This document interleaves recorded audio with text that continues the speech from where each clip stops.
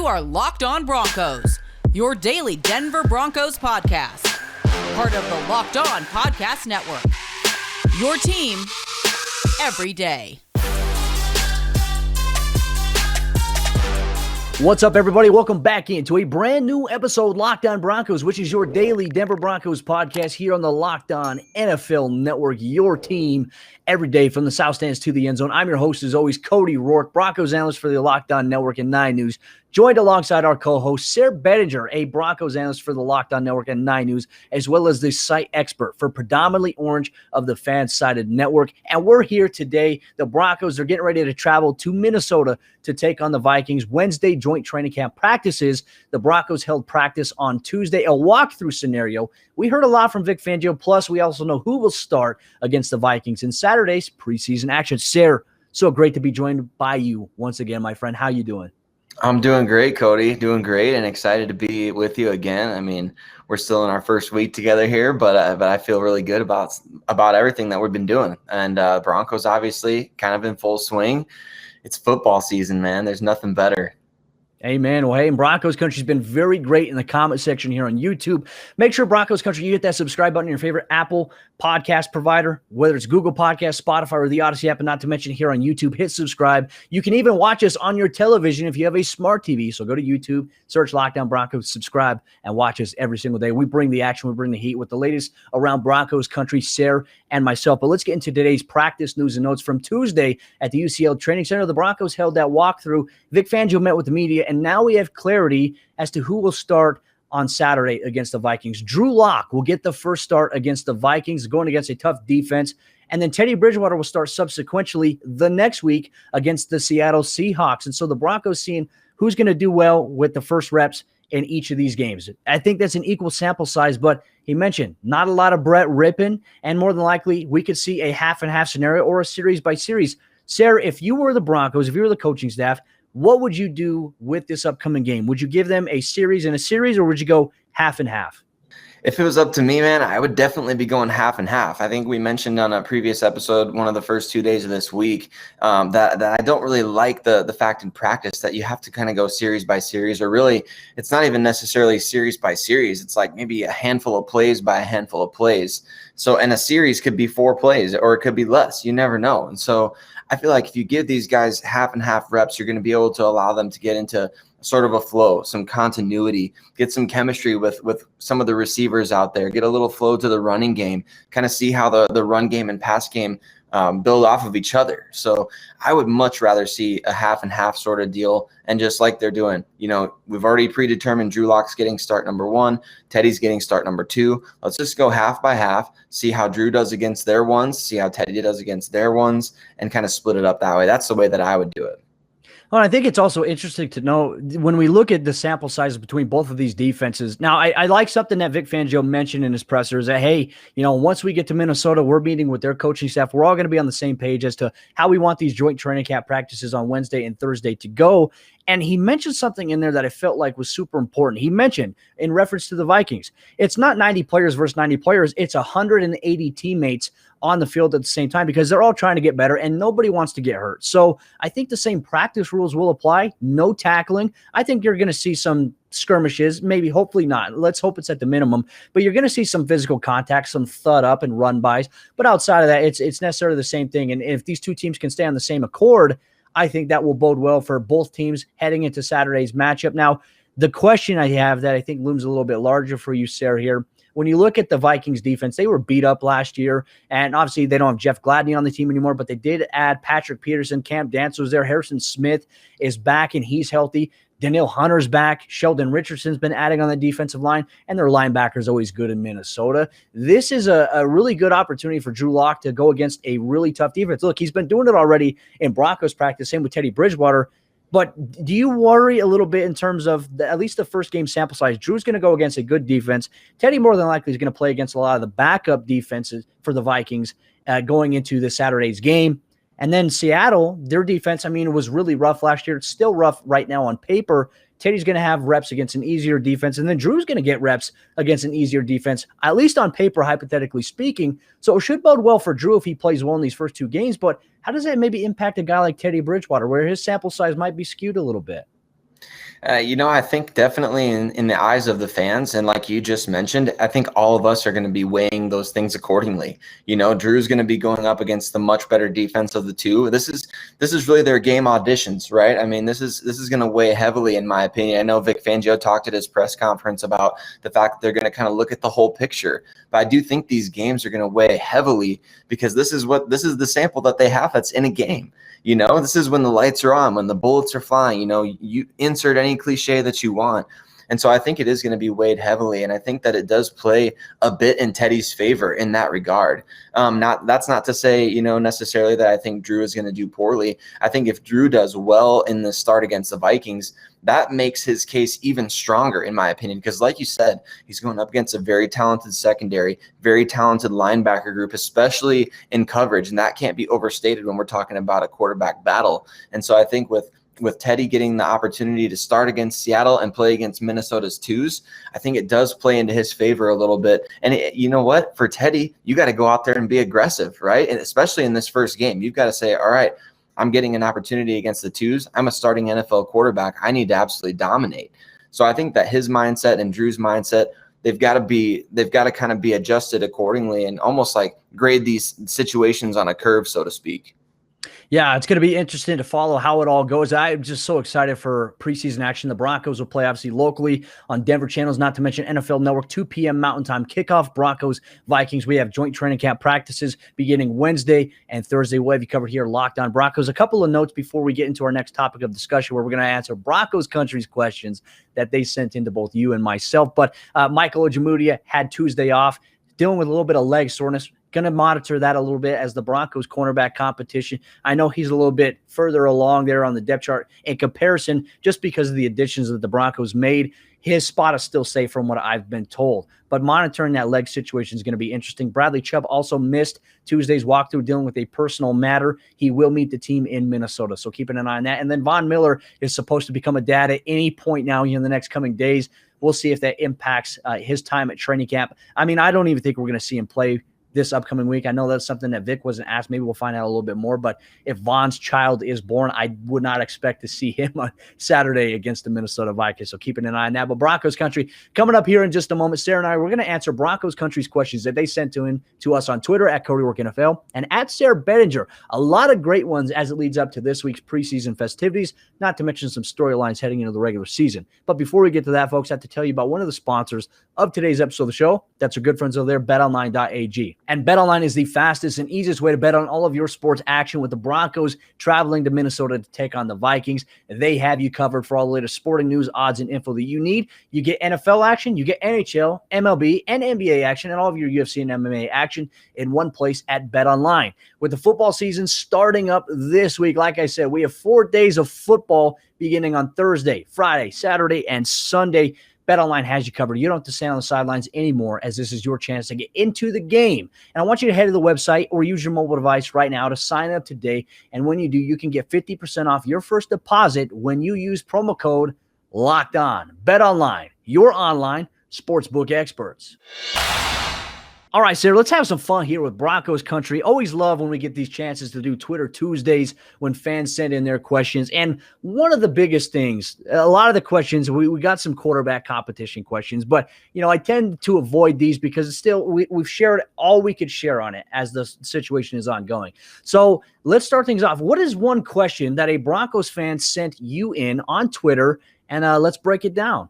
Absolutely, man. So I got to give a shout out to my boy, Brandon Keckler.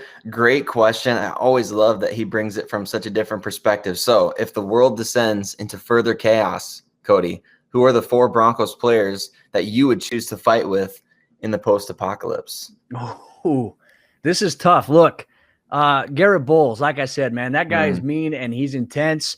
He would be one of my guys. Mm-hmm. Do you go with the combination of size and bulk, right? Like muscle. Do I go with Garrett Bowles? Shelby Harris, I definitely want Shelby on my team. Outside of that, Kareem Jackson, I'd have him on my team. And then I'm trying to really think of that 4th guy. Who would it be?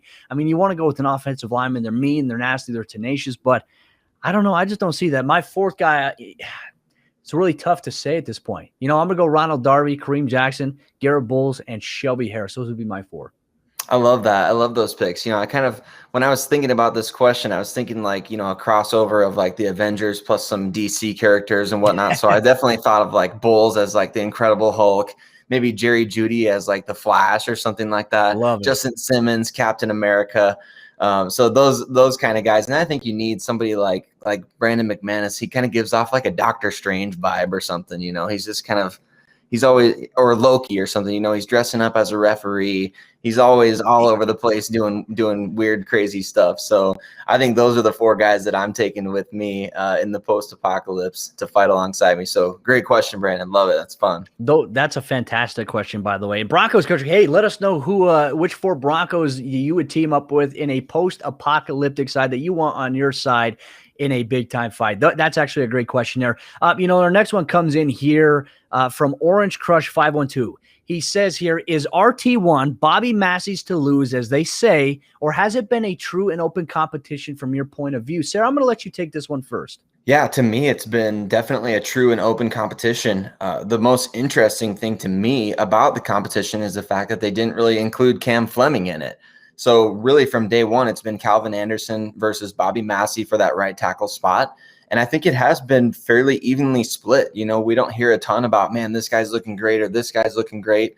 But I think that in some ways, no news is kind of good news for Calvin Anderson, right? I mean, if he's not letting rushers by him on every single play, that means that he's probably doing a pretty good job. So I think it's been an open competition. I think they truly want Calvin Anderson to win it. I mean, if we can say that, it's just better for the team long-term to have a long-term option, a younger guy with some upside that they've invested a lot in. So I don't know if you agree with that perspective, but I think that's kind of how I've seen it. Yeah, no, I agree. I mean, we haven't really seen any reports out there that one guy is getting a majority of the reps. We see this guy's getting first team reps on this day, this guy's getting first team reps on that day, but really it's been between those two. I know that Quinn Bailey and Cam Fleming have been mentioned, but they really haven't been in the conversation as much. They haven't been given those reps that those two guys have. So I think it tells me that Mike Munchak, Chris Cooper, they're looking at Calvin Anderson and they're looking at Bobby Massey and they're evaluating, hey, who gives us the best chance to win? Now, Sayre, I do agree with you. I think that for the Broncos' best interest, you want to have a guy like Calvin Anderson who's young, who has the opportunity to maybe fulfill that role a little bit long-term, not just a one-year deal. Because, look, Bobby Massey's on a one-year deal. He's a veteran guy. You want a guy who's young that maybe you can give an extension to for a couple of years and that you have solidarity there. You don't have to worry every single year about who are we going to have a right tackle this year? Who are we going to have a right tackle this next year? That's been the revolving door for the Broncos, I think, for the longest time. It's always been a new right tackle every year. I know we talked about left tackle last year and the concerns. We weren't sure whether or not Garrett Bowles was going to turn the corner, but man, right tackle has probably been worse for the Broncos here. So hopefully they find the answer. Look, I think it's Calvin Anderson's job to lose, in my own personal opinion. I think that for where he's at, the limited sample size we have of him on tape, I think suggests that he might be the better fit as a guy who can help out in the running game and also in pass protection. Whereas last year, the Broncos options with Dotson and even with Elijah Wilkinson, you had one guy who was better suited at pass protection and Dotson, but you also had a guy who's better as a run blocker in Elijah Wilkinson, and you didn't have a guy out there that could do both well. I think Calvin Anderson is probably one of those guys. So that's kind of where I stand on there. What's another one that a Broncos fan sent in to you? Yeah, great question from our man Joey Richards at JR Drafts on Twitter. He said he'd like to know our opinion on how much stock you should be putting into training camp performances, either positive or negative. And he said maybe position changes things. So talking about different position groups in particular. So being that you played, Cody, what's your opinion on that? You've been in locker rooms, you've been around coaches who make those decisions. What's your thoughts? Well, like I said, Sayre, I said this before we had you on the show here. I as a coach and as a player, I have been part of many practices. As a player, defensively, we had one of the best defenses in the league. And we just destroyed our offense every single day. Now, luckily, we didn't have media there to report on everything, or else it would have been overblown. But on the weekends, when we play on Sundays, our offense would perform really well. And I don't know if it was because they were going against us, but we were helping making them better. They helped to make us better. And so I hope that's the real narrative right now, because all the reports out of Broncos camp have been that the Broncos defense has just been absolutely smothering to the offense, whether it be Teddy, whether it be Drew. they've made it hard on them, and rightfully so. I'd be concerned if they weren't making it hard on those two guys. So for me, look, I think that practice has its value, right? You get tape, you go back and you look at things, but it's mainly to see, okay, how can we improve on our base stuff that we run on offense, defense, special teams? How can we improve on our angles when we're running downfield on kick coverage?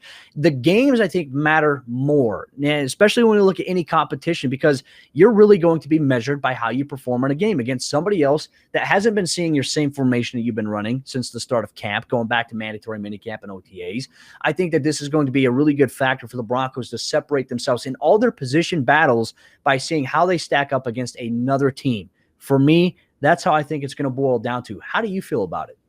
I agree with you completely. I do think that there's a lot that you can take from practices, but I'm with you. And I thought the same thing a few days ago. I was thinking about, man, the defense is having so much success against the offense in training camp. What does that say about the offense? And I thought, man, if the defense wasn't playing well, then all the things that we've been talking about all offseason, man, this really great secondary, finally some improved pass rush with healthy Bradley Chubb and Von Miller, all these things that we've been talking about would have been for naught, just because if the defense wasn't playing up to its potential, I think then we could be really concerned. I think the offense has made its fair share of good plays, which is nice to see, and I can't wait to see how that translates. But I think that what you're saying is spot on. We're looking at what these guys are going to do in games. For camp reports about players like McTelvin Agim, who's really come out and had a strong camp. Let's see that translate into the preseason. And there might be a guy like, for example, just like an Andre Mintz, who we haven't heard a ton about him in training camp, but then all of a sudden he explodes in the preseason for 5 sacks in 3 games. And then you're like, wow, like he must have been having a much better camp than we anticipated. And all of a sudden Vic Fangio is getting asked about him, et cetera, et cetera, et cetera. We see this kind of stuff every single year. And I also think like positions like running back, like what are we supposed to glean from training camp practices right now at the running back position? There's not a whole lot, because you can't tackle guys. And what are running backs supposed to do? Break tackles, miss tackles, cause missed tackles in space. So I think that there's so much that you can take, but there's maybe even a bit more that you really have to take into, okay, let's take that with a grain of salt, or let's kind of just wait and see how this comes out in games, because we might have some breakout stars in preseason games that we have heard nothing about through the first 2 weeks of training camp. It all goes back to Malik Reed back in 2019. We had no idea who Malik Reed was. We knew he was an undrafted rookie free agent out of Nevada. And then what does he do in the preseason? He accumulates 4 sacks in 3 games. That, to me, stood out the most. So I'm looking forward to seeing maybe who could be that next guy, right? Is it going to be an undrafted guy, or is it going to be a late-round guy that was selected that maybe has a chance to make a stake at a claim for a roster spot? Roster man, Rojesterman Ferris. I know that's something that you termed on yesterday's show, Sayre, so maybe that's going to be the case. Maybe he's going to get an interception. So we'll see how things go, man. But I certainly agree with you. In Broncos country, we're going to get to more of your questions coming up here in just a moment. But before we do that, I have to tell you about one of the other sponsors of today's episode of the show. It's good friends over there at Built Bar. And when I tell you that Built Bar is the best tasting protein bar on the market, I mean it. I truly do. I work out every day, man. And I try to have the best protein intake possible. And my common issue that I ran into previously before I ran into Built Bar was that I always ran into these protein bars that didn't taste like the flavor that was advertised. With Built Bar, if you get peanut butter brownie, guess what? It's going to taste like peanut butter and brownie. The bars are covered in 100% chocolate. They're soft and easy to chew, and they have 9 amazing, delicious flavors, including the occasional limited time flavor. They have everything you could be looking for in a healthy protein bar. Yes, healthy, folks, because each bar contains 17 grams of protein, only 130 calories, and only 4 grams of sugar. That is the best bang for your buck. And I want you to get your hands on a box of Built Bar today by going to Built.com. And when you go to checkout, make sure you use promo code LOCKED15. That's going to get you 15% off your next order. Once again, promo code LOCKED15 is going to get you 15% off your next order at Built.com. All right, Sayre, jump into the fourth quarter action of today's episode of the show. We're answering Broncos Country's questions they sent in to us on Twitter at Cody Roark NFL, at Sayre Bedinger, at Locked On Broncos. Just a reminder, this is a podcast you can get every single day on your favorite audio podcasting platforms, not to mention in video format on YouTube. But Sayre, one of the questions that was sent to me from a Broncos fan comes in from Raul. He says, if Baron Browning gets healthy, what do you think the Broncos will do with him? Could he get a roster spot? I don't think he clears waivers if he's cut, so I don't think he gets to the Broncos practice squad. Outside of that, Sayre, I don't necessarily believe that Browning is in danger of being cut regardless of his stature. I mean, he was drafted at a very significant position in round number 3 because of what he can do. Now, His injury that he suffered in rookie minicamp was he got hit. It's a bone issue. It's a musculoskeletal issue there, and it's taking a little bit longer to heal. And you don't want to rush back too early from an injury. But what type of role could Browning potentially play? Because on the roster, Sayre, and you saw this at Broncos camp, he's listed as an outside linebacker, but he was working at inside backer during rookie minicamp. Yeah, I think that definitely – it's a great question, by the way. It's a great question because I think that Baron Browning is one of the most unique players on the Denver Broncos. You know, he has such a rare athletic profile. I think his relative athletic score was the fourth best among linebacker prospects in the last almost 30 years or 30-plus years. So he's a freakish athlete. We got to get this guy on the field. I don't think he's in any danger of being cut. I think you got two options with Baron Browning. Either he's going to get healthy enough and get up to speed and actually get some reps in the preseason and training camp, the rest of training camp, or I think he's going to start off the season on the PUP where he's currently at. And they don't have to necessarily take him off there at any point in time if they don't want to, you know, but they have to be certain that he's going to be able to play when they do. Otherwise, they're going to have to roster him at the final cuts and then throw him on injured reserve. So I think that the number one option, obviously, is to get him on the field and healthy, like you said. And when they do, hopefully, they're able to use him in sort of a versatile role. I think with Justin Strnad being healthy and really playing, you know, getting some starter snaps in Josie Jewell's absence, I think you can really flex Baron Browning. I think one of his best attributes is his ability as a pass rusher. You know, he showed that a number of times at Ohio State, and obviously Ohio State, they've just got freakish pass rushers growing on a tree out there in Columbus, and they just pluck these guys off every single year. These 5-star, here's 5-star here, here's a 5-star here. So for him to he wasn't necessarily lost in the shuffle, so to speak, but I think that his ability as a pass rusher was overlooked a little bit because of the great things that he was able to do, you know, not only as a run defender and off-ball linebacker, but, you know, specifically in coverage, made some really nice plays, showed off his athleticism that way. So I think his role with the Denver Broncos, to circle it all back, I think you throw him on the edge and see if he can cause some havoc as a pass rusher. Maybe put him as a spy when you're going up against mobile QBs.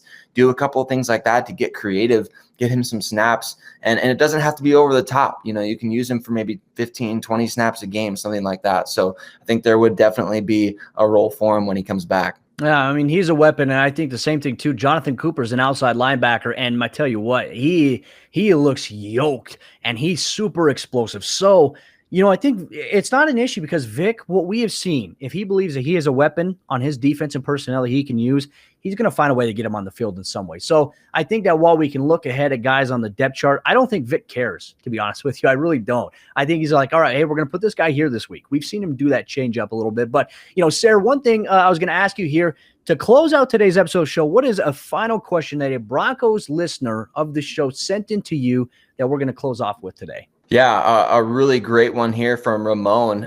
Where do you see that this team has gotten stronger and or weaker over the past few years? I think it's a great question considering, you know, John Elway really changed up his draft strategy starting in 2018. So from 2018 on, things have really changed in terms of the culture of the team, the hit rate on draft selections. So what do you think, Cody? Where have you seen the team get stronger and or weaker over these past 3-4 off seasons?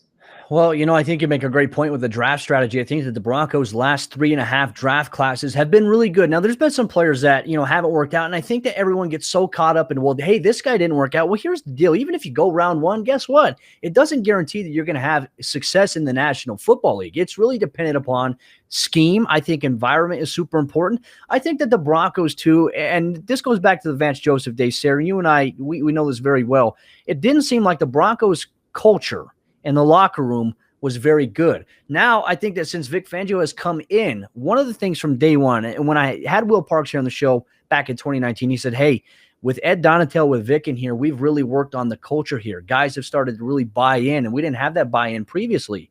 And so the thing was that players were getting different messages from the Vance Joseph coaching staff before anything else. Like they were told one thing, and then they do another. The Broncos coaching staff is very straightforward. Now, it's very experienced, so I think that you obviously see that in the day-to-day with how they operate. But I think that the culture within the organization has changed. Yes, the Broncos don't have a current controlling owner, but I think that internally, inside the locker room, when we talk about player buy-in, it's the best I think it's ever been. I think even dating back to 2015, yes, since Gary Kubiak was the head coach, the Broncos went to the Super Bowl. Even then, you still had some issues here and there inside the locker room. But outside of that, the Broncos, they're really tight knit. And I think that's probably the one thing that stands out to me the most. Yeah, that's a great point. It's a really great point. I think along with a better culture has come a better ability to develop young players, and that goes hand in hand with the draft hit rate that we're talking about, right? I mean, there was a number of guys from the Vance Joseph era, and I'll point specifically to DeMarcus Walker, changing his position, which was not even close to what he played in college in his rookie season, then kind of getting on his back about not being proficient on special teams, those type of different things. Like, it was just not a great system for a culture that players would really want to buy in, even just being in the general workforce, is that a culture that either you or I would want to buy into, where it's like, all right, you got to really jump through hoops if you want to earn your keep here, if you want to earn your role here, and not that you shouldn't have to work hard for it, but I think that they're asking them too many specific and odd things to do. And you could look at a number of examples of that, and look at the fact of Garrett Bowles, 2017 first round pick, obviously really struggled up until the point that Vic Fangio and Mike Munchak came aboard. Really, player development has been emphasized, and I think even more so than just any one position group or side of the ball on the team. I think that you're spot on, and going for culture first is a huge deal, and then second, player development. Those two things have gotten so much better in the last 3 years for the Denver Broncos, and it's really, really great to see. It really is, and I'll even mention a point too. In 2017, the Broncos defense still had a lot of really prolific guys on that squad, but remember all the reports too of the divide between the Broncos offense and the Broncos defense, still with a lot of those key veteran players that were still on that Super Bowl 50 winning team a couple of years prior. That goes to show that culture matters, I think, more than anything. And I love that you mentioned that too in terms of player development. That's been something that the Broncos have emphasized, and I'm super excited as an analyst to see George Paton, who, when you look over the course of his career as assistant GM in Minnesota, his background in scouting and player personnel and development, that has me excited, because we're already hearing a lot about some of these later round picks that the Broncos have that are playing well in practice and during training camp. Will they do it in preseason? Are they ready as rookies? Maybe not yet, but in a couple of years, I tell you what, Sayre, we'll see if it really pays off. But the progress, the signs right now early are very, very promising. But Broncos country, thank you so much for tuning in to today's episode, Locked On Broncos. Thank you for your questions that you sent in to Sayre and myself every single Tuesday. We're going to ask you, hey, Broncos country, send in your questions at Cody Roark NFL, at Sayre Bedinger, at Locked On Broncos, and we'll be happy to answer them here on air. There's a lot of them. We're not able to get to all of them. We're going to try to respond on Twitter, but we try to feature as many as we can here on the show. But thank you so much. Broncos on Wednesday, joint training camp practice number 1 begins with the Minnesota Vikings. Sayre Bedinger, myself, we have you recapped and covered with all things that are happening here on the Locked On Broncos podcast. Make sure you hit that subscribe button on YouTube for the video format, and also follow on all your favorite audio podcasting platforms. I'm Cody Roark, host of the show. This is Sayre Bedinger. We'll see you tomorrow.